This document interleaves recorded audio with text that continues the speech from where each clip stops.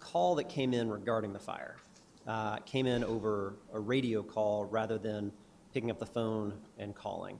Can you very briefly just explain the difference between a phone call and a radio call? And who makes a radio call? Who all has access to make radio calls? So the biggest difference between radio calls and 911 calls is just the fluidity, right? If you're on a 911 call, it's an open line. You can cut each other off. You're asking questions. When you communicate over the radio, it's push to talk. And so, you know, if my dispatcher keys up, it clears the air, she's talking, she has to unkey before the units can key up. If any other unit keys up at the time, that spectrum or that time is to them, so it's uninterrupted. So it creates the conversation takes a little longer on a radio call than a phone call? Right. It takes a little longer, and it just silos how you can get the information out. And so if you call 911 right now, like, what's your address? You're giving the address. I'm kind of getting information from you. I can hear things in the background. I'm cutting you off if I need to get more information. Over the radio, you're keying up. You know, you're saying, unit, go ahead. They have to wait for you to unkey. The unit keys up, tells you who they are. They unkey, you know, and so it's just going back and forth like that. Okay. But when we look through this incident, and regarding the dispatch, Yeah. the communication that we got back is that the information came in, it goes to dispatch, but then there wasn't sufficient information, and so it was basically put off to the side for a second while there was now a medical call that the dispatch was working on, came back, still hadn't had the information necessary to dispatch, and then came back again and then had that. Right. What was the delay in putting Sure. fire in the address? Right. So first I would like to say that 4 minutes is a long time, but I think that what we've missed in all of the earlier testimony or some of the media outlets is what happened in those 4 minutes. And so I kind of want to just go through and read that off just so you can see how that worked. So we originally received the MPD request at 9:36:16. MPD unit went over the radio and asked for the fire department. Very clear. He gave the address. The MPD dispatcher was able to create that event in 42 seconds. She created a dual slip, which means she created an MPD incident because we have an MPD unit on the scene, and then she created a second incident for fire that basically said MPD requests fire. After this, there was about 58 seconds of radio traffic between my MPD dispatcher and the MPD unit that was on the scene and other units that was en route. And those 58 seconds was basically just information of my dispatcher asking, what do you need the fire department basically for? She just said, what do you have out there? He's coming back, he's requesting some scene safety type incident or apparatus. He's asking for a breach kit. In between those 58 seconds, you have 2 or 3 other MPD units key up, saying that they're on the way to respond to the MPD officer, who you can clearly tell was in distress over the radio.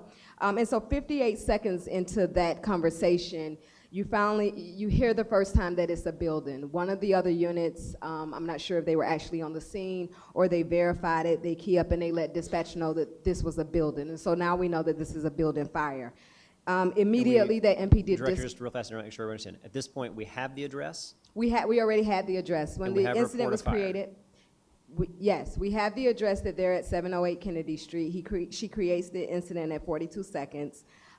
We get at 9:38:16 that this is a building fire. The dispatcher repeats it, the police dispatcher repeats it, which is normal. Confirmed, you have a building. She types the information in. So from the time that she types in that it's a building to the time that the fire dispatcher, because now it's a different dispatcher, the fire dispatcher dispatches the scene is 1 minute and 59 seconds. And so what happened in that 1 minute and 59 seconds, we had another priority 1 call that dropped. It was a medical call. I believe it was for chest pains. It was a priority 1 call. All the information was in for that call. She pulled that call up and she dispatched it. It took her about 46 seconds to dispatch that call and get it on its way.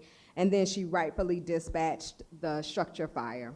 And I do want to point out that our average in OUC for priority 1 fire events, mainly structure fires, is about 2.5 minutes. Our average is 77 seconds from the time we answer 911 to the time we drop the call for dispatch. And then once the call goes into the fire dispatch, it's 56 seconds before that call is dispatched. That's our average. And even though I don't like to compare apples to oranges, if you're comparing this radio request to our 911 call, the difference is about 1.5 minutes. So if our average is 2.5 minutes, this call took 4 minutes. And I tried to really look at it, me and my QA team, and see what was the difference, what was this 1.5 minutes. And we just contributed to about 3 things that stood out to us. One thing is that it was radio talk, so it did take about 1 minute for the dispatcher to confirm that this was a structure fire. And then also there was scene safety and responder safety that the MPD dispatcher was getting, where she was getting units en route, making sure that the units were en route. She confirmed the address a couple times just to make sure that she clarified it. And then the chest pain call, the priority 1 call that dropped in, that we had enough information, and so we put out. And I do want to make a comment to the earlier comment that this is not an excuse. This is just a realistic outlook, or just giving realistic factors of what happened in those 4 minutes. It was not 4 minutes of nothing. It was 4 minutes of getting the call dispatch. And there were 2 questions. I think you talked earlier about 2 questions that we at least need, which was where and what. And once we got those 2 questions, it was entered into the call, and the call got dispatched. Okay, I'm over on this round. Yes. There's more that I'd want to ask here. Okay. But if I understood correctly, we had the fact that it was a fire, and we had an address within the first 56 seconds, 42 seconds. 42 seconds. Yep. So why wouldn't a box alarm go out? So we weren't sure that it was a structure fire. We have addresses. We get addresses for if there was a vehicle fire in front of the address, if there was smoke in the back. We just didn't know that it was literally a building fire, and there is a different response, which is the box alarm. And even with should we treat it differently when it comes from a first responder, when an MPD officer says So it? we did treat this different. If this was a 911 call, there would have been way more questions asked. We only needed 2 questions answered, which is where and what. And I don't want to get away from the fact, I know you brought it up, that because we clarified this and we had the right information and we dispatched a boxed alarm, it took under 8 minutes for the entire process. And I think that that's very important, because if we would have sent an engine, which was key, I think it was very important that we actually sent an engine. We sent medical personnel. We had a tanker there with water. We also sent a rescue unit who got there first in 2 minutes, a little over 2.5 minutes. And I think sometimes that's skirted, but I think it's very important to look at that. The accuracy is very important. The speed is just as important, but I think that we have to have a healthy balance between the 2. Okay. I know I'm way over my time on this one, Sorry. so I'll come back on the next round. Thank you. Yes, sir.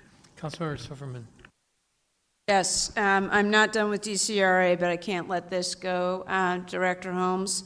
My first question is to the Deputy Mayor. Why isn't OUC part of this investigation? Why did Alvarez and Marcel not report on this issue?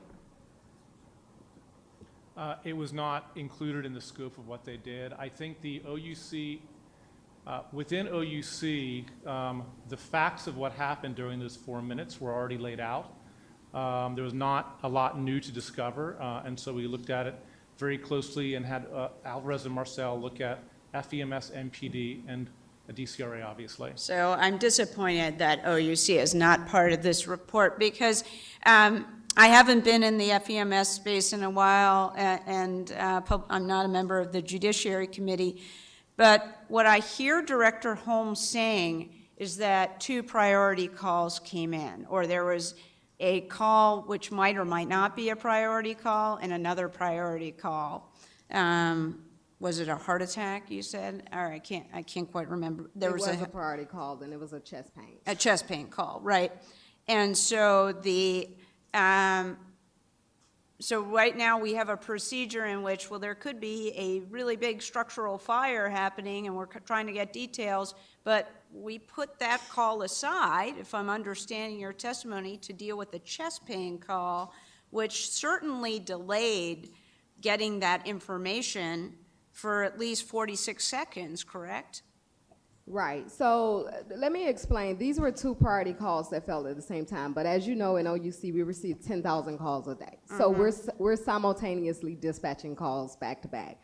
But obviously, all those calls can't go out over a radio at the same time. It's as though if all four of us started talking right now, you guys wouldn't be able to decipher what we're talking about.